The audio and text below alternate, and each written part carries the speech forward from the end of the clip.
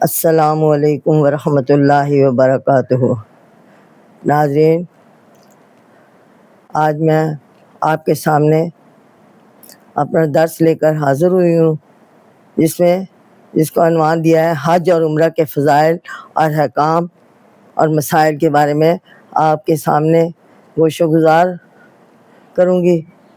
امید ہے آپ غور سے اور توجہ سے سنیں گے، کیونکہ ذی الحج کی آج 7 تاریخ ہے اور ہم اس کے احکامات، فضائل جو ہے ان پر ڈسکس کرتے ہیں یا ان کے بارے میں بیان کرتے ہیں۔ غور سے اور توجہ سے سنیں اور حج کے دورانیے میں تاکہ کوئی غلطی ہونے کا امکان نہ ہو۔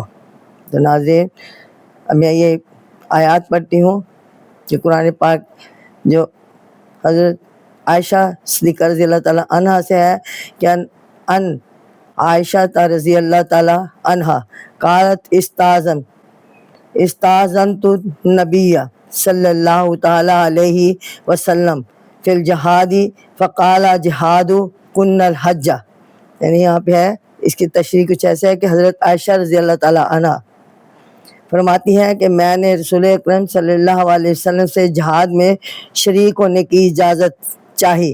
آپ نے فرمایا کہ تمہارا یعنی عورتوں کا جہاد حج ہے، البخاری مسلم۔ تو یہاں پہ یعنی حج اسلام کا 5واں رکن ہے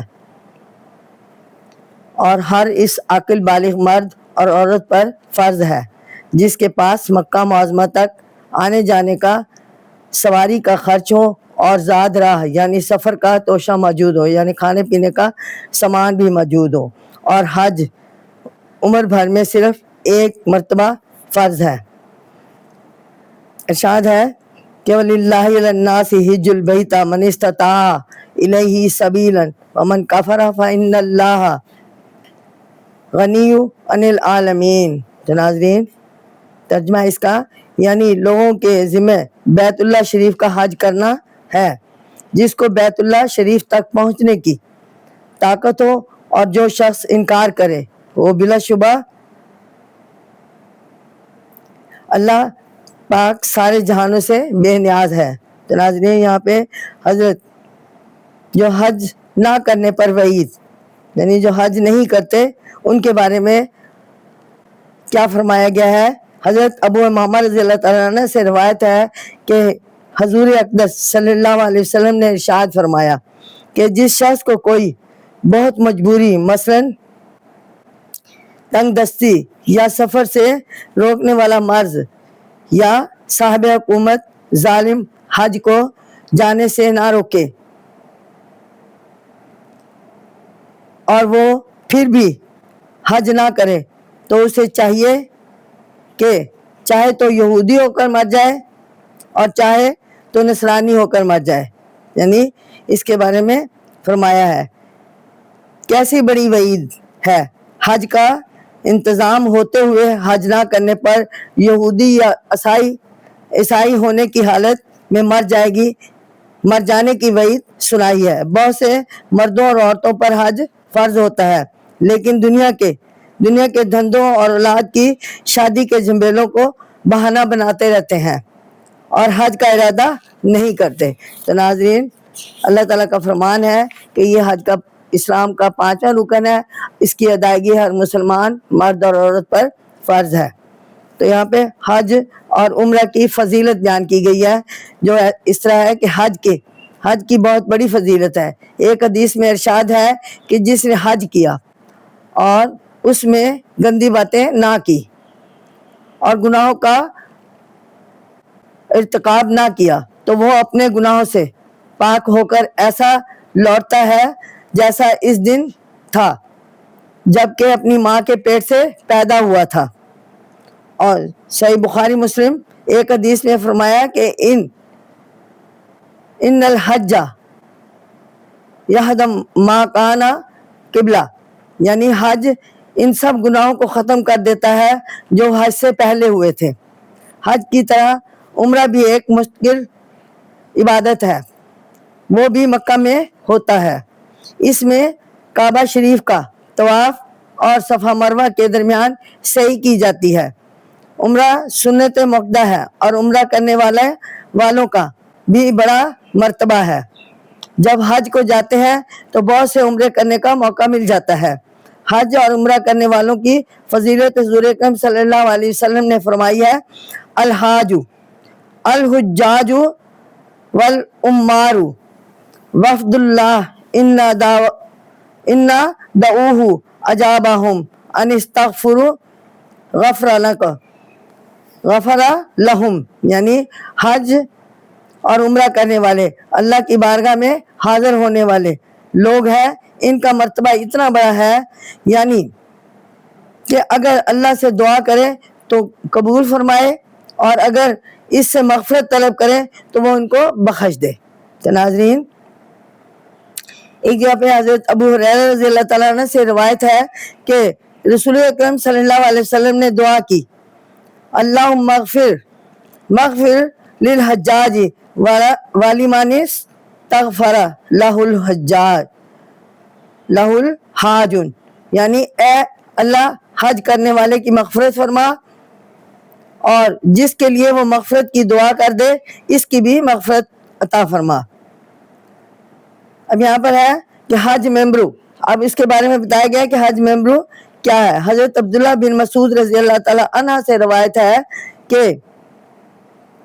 حضور اکرم صلی اللہ علیہ وسلم نے فرمایا کہ حج اور عمرہ ساتھ ساتھ کیا کرو، یعنی حج کے بعد عمرہ بھی کرو، کیونکہ یہ دونوں تنگ دستی کو اور گناہوں کو اس طرح دور کر دیتے ہیں جیسے بھٹی لوہے اور سونے چاندی کے میل کو دور کر دیتی ہے۔ اور فرمایا کہ حج ممبروں کا ثواب بس جنت ہی ہے۔ حج ممبروں وہ ہے جو حلال مال سے کیا جائے اور جس میں گناہوں سے پرہیز کیا جائے، اور حج میں جن چیزوں سے منع کیا گیا ہے اس سے دور رہیں۔ تو ناظرین، اب میں فرما رہی ہوں آپ کی خدمت میں کہ عورتوں کا جہاد حج ہے۔ حضرت عائشہ رضی اللہ تعالیٰ عنہ نے جب حضور صلی اللہ علیہ وسلم سے جہاد میں شریک ہونے کی خواہش کا اظہار کیا اور اس کے بارے میں اجازت طلب کی تو آپ صلی اللہ علیہ وسلم نے جواب میں فرمایا کہ عورتوں کا جہاد حج ہے۔ حضرت ابو ہریرہ رضی اللہ تعالیٰ عنہ فرماتے ہیں کہ حضور اکرم صلی اللہ علیہ وسلم نے فرمایا کہ بڑی عمر والے اور ضعیف اور عورتوں کا جہاد حج اور عمرہ ہے۔ پھر جگہ سفر میں عورتوں کی سفر میں نظر کی حفاظت اور پردے کا اہتمام۔ یہاں پر ان عبداللہ بن عباس رضی اللہ تعالیٰ عنہما قال کان الفضل ردیف النبی صلی اللہ تعالی علیہ وسلم فجاءت امرأة من خثعم فجعل الفضل ينظر الیہا۔ تو یہ حدیث ہے اور یہاں پہ اس کے مطابق وَتَنْظُرُ إِلَيْهِ فَجَعَلَ النَّبِيُّ صلی اللہ تعالی علیہ وسلم يَصْرِفُ وَجْهُ الْفَضْلِ إِلَّا الشَّقِّ الْآخَرِ فَقَالَتْ إِنَّ فَرِيضَةَ اللَّهِ أَوْ أَدْرَكَتْ أَبِي شيخا كبيرا لا يثبت على الراحلة فحج عنه قال نعم وذلك في حجة الوداع۔ تو ناظرین، یہاں پہ ایک حدیث سے معلوم ہوا ہے کہ حج سفر میں مردوں اور عورتوں کو بد نظری سے بچنے کا خاص اہتمام کرنا لازم ہے۔ یہاں پہ فرمایا کہ سفر میں حج میں مردوں اور عورتوں کو بد نظری سے بچنے کا خاص اہتمام کرنا لازم ہے۔ مسند احمد میں یہ حدیث اس طرح نقل کی گئی ہے کہ حج کے موقع پر عرفہ کے دن ایک نوجوان شخص حضور صلی اللہ علیہ وسلم کے ساتھ آپ کے سواری پر آپ کے پیچھے بیٹھا ہوا تھا۔ وہ نوجوان عورتوں پر نظریں ڈالنے لگا تو حضور صلی اللہ علیہ وسلم نے ارشاد فرمایا کہ اے برادر زادے، بلا شبہ یہ وہ دن ہے کہ جو شخص آج اپنے کانوں اور آنکھوں کو اور اپنی زبان کو قابو میں رکھے گا انشاءاللہ، یعنی ان اعضاء کو گناہ سے بچا لے گا اور اللہ تعالیٰ اس کی مغفرت فرما دے گا۔ آج کل حج اور عمرہ کے سفر میں بد نظری اور بے پردگی حد سے زیادہ ہوتی ہے۔ اچھی خاصی پردہ والی عورتیں برقع اتار کر رکھ دیتی ہیں اور گویا یہ سمجھتی ہیں کہ حج پہ پردہ شرع نہیں۔ تو ناظرین، یہ بڑی جہالت کی بات ہے۔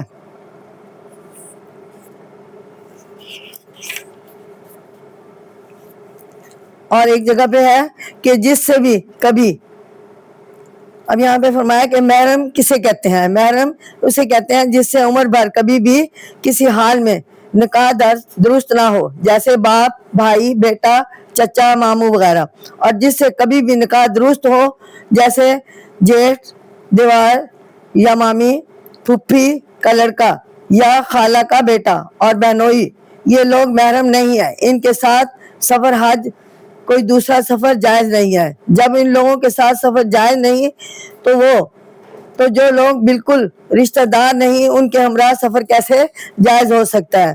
تو یہ احتیاط کرنا چاہیے اور ایسا حج یا عمرہ کرتے ہوئے غلطی نہیں کرنی چاہیے۔ تو ناظرین، ایک اور جگہ پہ ارشاد ہے کہ اگر عورت پر حج فرض ہو گیا اور محرم بھی ساتھ جانے کو تیار ہے، تو شوہر اس کو حج فرض سے نہیں روک سکتا۔ اگر محرم ساتھ نہ ہو یا حج نفلی ہو تو شوہر کو روکنے کا حق ہے۔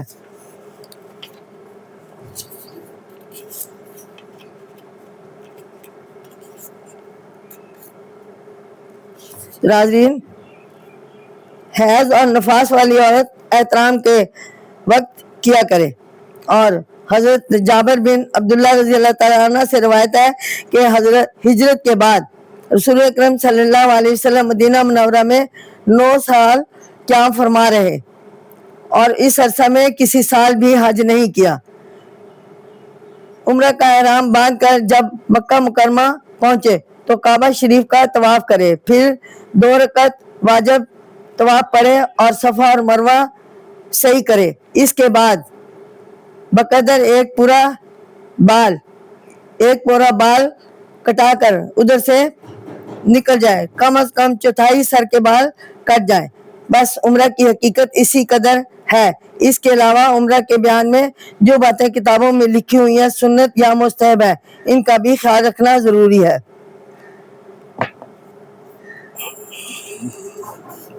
عمرہ کا احرام باندھ کر جب مکہ مکرمہ پہنچے تو کعبہ شریف کا طواف کرے، یہ ضروری رکن ہے۔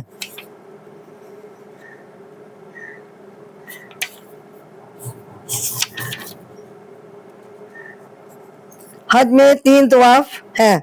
طواف قدوم جو سنت ہے اور مکہ مکرمہ پہنچ کر مینا اور عرفات کی روانگی سے پہلے کیا جاتا ہے۔ نمبر 2 طواف زیارت، جس کو طواف رکن بھی کہتے ہیں، یہ عرفات میں عصر کے بعد ذی الحج کے 10، 11، 12 تاریخوں میں سے کسی بھی تاریخ میں کر لیا جاتا ہے، یہ طواف فرض ہے۔ نمبر 3 ہے طواف وداع، یعنی رخصت ہونے کا طواف۔ حج کے احکام سے فارغ ہونے کے بعد جب وطن کے لیے روانہ ہونے لگے اس وقت طواف وداع کیا جاتا ہے اور یہ طواف واجب ہے۔ اگر اس طواف کو چھوڑ کر کوئی حج کرنے والا مرد یا عورت وطن چلا جائے تو ایک دم واجب ہو جاتا ہے، یعنی حدود حرم میں ایک بکری 1 سال کے عمر والے ذبح کرنا لازم ہو جاتا ہے۔ ہاں، اگر کوئی شخص وطن سے واپس آ کر طواف کرے تو یہ دم ساقط ہو جاتا ہے، لیکن اگر طواف زیارت کے بعد ہی کسی عورت کو حیض آ گیا اور اس وقت پاک ہونے سے پہلے کسی تقاضے کی وجہ سے طواف وداع چھوڑ کر وطن کے لیے روانہ ہو گئی، وہ حدود مکہ سے نکل کر پاک ہوئی چلی جائے تو اس پر ترک طواف سے کوئی دم واجب نہیں ہے اور نہ کوئی گناہ ہوگا۔ اگر طواف زیارت کے بعد کسی عورت نے کوئی نفل طواف کر لیا تو وہ طواف وداع کے قائم مقام ہو جائے گا۔ اس طرح اگر طواف زیارت کے بعد طواف وداع کی نیت سے کوئی طواف کر لیا تب بھی ودا ہو گیا، یعنی اگر اس کے بعد مکہ معظمہ میں رہے اور حیض آ گیا جس کی وجہ سے روانگی کے وقت طواف نہ کر سکی تو یوں نہ سمجھا جائے یہ کہ طواف ودا چھوٹ گیا، کیونکہ طواف ودا کی ادائیگی کے لیے شرط نہیں ہے کہ عین روانگی کے وقت ہو، خوب سمجھ لیں۔ تو ناظرین یہاں پہ ایک حدیث ہے کہ حضرت عائشہ رضی اللہ تعالیٰ عنہ سے روایت ہے کہ انہوں نے احکام حج سے فارغ ہو کر مدینہ منورہ کو واپس ہونے کے موقع پر عرض کیا کہ یا رسول اللہ صلی اللہ علیہ وسلم، صفیہ کو یعنی ایام ماہواری شروع ہو گئی، آپ نے فرمایا شاید کہ وہ ہم کو سفر سے روکے گی، پھر آپ نے دریافت فرمایا کہ اس نے تمہارے ساتھ طواف زیارت نہیں کیا؟ عرض کیا ہاں، طواف زیارت تو کر چکی ہے۔ فرمایا پس تو اس سے کہو مدینہ منورہ کے لیے روانہ ہو جائے۔ تو ناظرین میں نے آپ کے سامنے حج کا بیان پیش فرمایا ہے، امید ہے آپ اسے غور سے اور توجہ سے سنیں گے۔ انشاءاللہ میں آئندہ اس حج کے بارے میں کچھ اور بتاؤں گی اور درس لے کر تیار ہوں گی۔ انشاءاللہ امید رکھتی ہوں کہ آپ سب جو ہے میرے اس درس کو غور سے اور توجہ سے سنیں گے اور لائک اور سبسکرائب کریں گے، کیونکہ حج کا بیان ان دنوں کیونکہ ذی الحج ہے، حج کا مہینہ ہے، اور ہمارے پیارے جو ہیں وہ حج کے لیے گئے ہوئے ہیں۔ اللہ تعالیٰ ان کا حج قبول فرمائے اور ہمیں بھی وہاں، ایک دفعہ میں نے حج کیا ہوا ہے، البتہ اللہ تعالیٰ سے دعا کرتے ہیں کہ اللہ تعالیٰ بار بار اس مقام پر لے کے جائے اور سارے میرے بہن بھائیوں کو حج کروائے اور ان کے دل میں شوق پیدا کرے کہ استطاعت ہونے کے ساتھ ساتھ وہ حج کا سفر ضرور کرے، حج ادا کرے، کیونکہ ہمارے نبی کی سنت ہے، یہ ہمارے حضرت ابراہیم علیہ السلام کی سنت ہے۔ ان کے زمانے میں یہ اللہ تعالیٰ کا حکم ہوا تھا اور انہیں خواب آیا تھا کہ انہوں نے اپنے بیٹے حضرت اسماعیل علیہ السلام کو قربانی کرے، لیکن جب آپ کے بیٹے نے آپ کی حوصلہ افزائی کی، جب آپ نے اپنے بیٹے کو یہ اپنا خواب سنایا تو وہ قربانی کے لیے تیار ہو گیا اور آپ نے لے کر مینا کے میدان میں گئے، اور جب آپ اسے قربان کرنے لگے تو اللہ تعالیٰ نے آپ کی قربانی قبول فرمائی اور آپ کے بیٹے کی جگہ دمبا جو تھا وہ آپ کے چھری کے نیچے رکھ دیا۔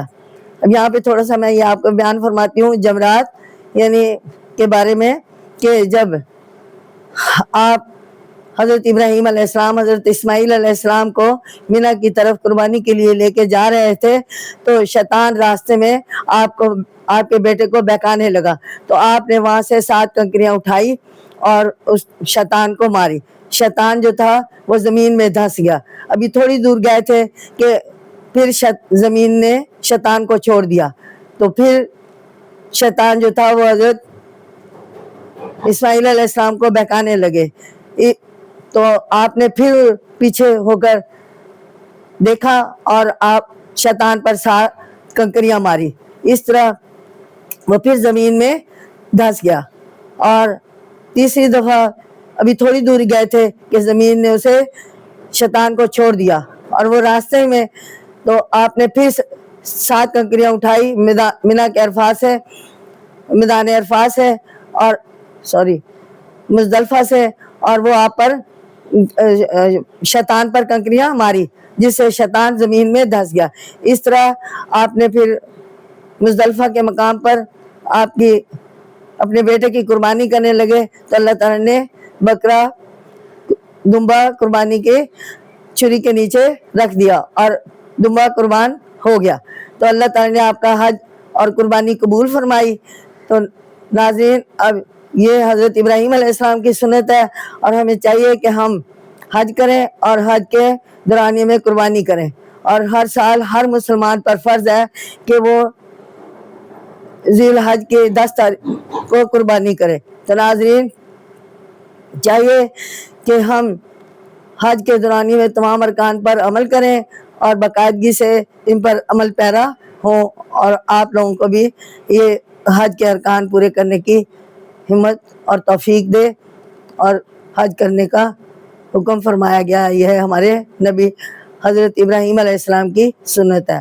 امید ہے کہ آپ نے میرا یہ درس لائک کریں گے اور شیئر کریں گے اور سبسکرائب کریں گے۔